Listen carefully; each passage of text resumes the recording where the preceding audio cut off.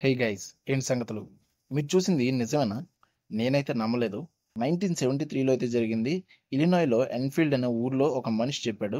వింటే నవ్వొచ్చిందో లేదో తెలీదు కానీ, అతని ఇంట్లో ఒక వియర్డ్ క్రీచర్ అయితే తిరుగుతోందంట. ఇదైతే న్యూస్‌లో వచ్చింది. హెన్రీ మెక్‌డానియల్ అనే ఆయన రిపోర్టర్స్‌కి ఏం చెప్పాడో తెలుసా?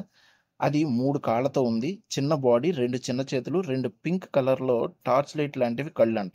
పింక్ కళ్ళు టార్చ్ లైట్ లాంటివా? వావ్! సినిమాలో కూడా ఉండవు ఇలాంటి డిస్క్రిప్షన్స్. ఇక పోలీసులు వచ్చాక ఏం జరిగిందో తెలుసా? డోర్ స్క్రీన్ మీద గీతలు మరియు కుక్క పాదాల్లాగా ఉన్న 6 వేళ్ళు ఉన్న ఫుట్ ప్రింట్స్ అయితే దొరికాయంట. 6 వేళ్ళా? అది ఎలా పాసిబుల్? ఇంకా ఆయన ఎంత కాన్ఫిడెంట్‌గా ఉన్నాడో చూడండి. వాళ్ళు ఇది కనుక్కుంటే, ఒకటి కాదు చాలా ఉన్నాయి. అవి ఇక్కడ ప్లానెట్ నుంచి వచ్చినవైతే కాదు అన్నాడు. ఇప్పటికి కూడా ఎవరు అవేంటో కూడా కనుక్కోలేకపోయారు. ఏంటో ఇది ఏలియనా? లేక ఎవరైనా ప్రాంక్ చేస్తున్నారా? 3 కాళ్ళేంటి? 6 వేళ్ళేంటి? చాలా ఇంట్రెస్టింగ్‌గా ఉంది కదా!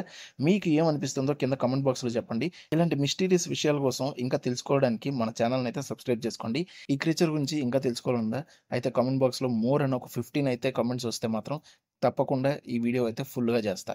Thank you.